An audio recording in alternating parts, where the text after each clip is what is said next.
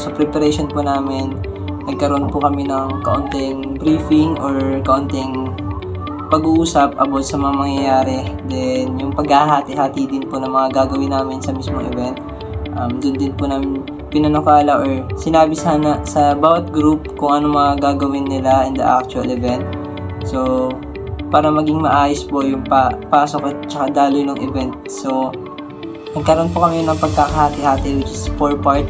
Yung technical, assessment, tsaka yung crowd control, then associated with the media team which is sila po yung nagka-capture ng videos and pictures na nangyayari sa event. Then the assessment team will be assess the children na nandun sa mismong lugar or yung mga children na beneficiaries ng event.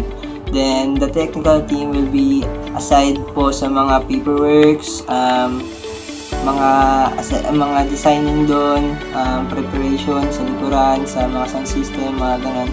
Then syempre crowd control which is keeping the area peaceful and hindi po ganun kagulo, then malinis pa rin po, even maraming bata tsaka mga bata po yung mga nandoon is being safe po kasi mayroon po tayong crowd control. So yun nga po, nagkaroon po kami ng counting briefing sa mismong preparation po namin. Sa preparation din po, dun po namin ginawa yung pamimili ng mga gamit, giveaways, tapos paghahanda po ng mabili yung mga pagkain or yung ma-estimate yung mismong budget, which is big help po talaga sa amin na nagkaroon kami ng time para magkaroon ng preparation kasi it's a big event or it's a massive thing para sa amin, lalo na students kami.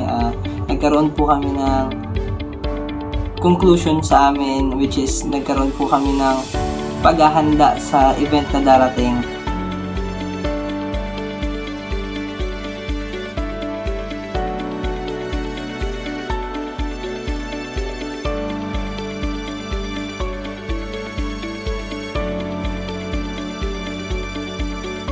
Release daw ng mga kailangan namin gawin, then pamimili ng mga giveaways or mga kakailanganin. So, nandun na rin po yung araw which is kung saan po makikita nyo sa kalang na videos, lately po na ipapackage na rin po kami, ina-aside na rin po yung mga kailangan, then nilalagay na po or iniimbak na po yung mga kagamitan or equipment na kakailanganin po namin during the event.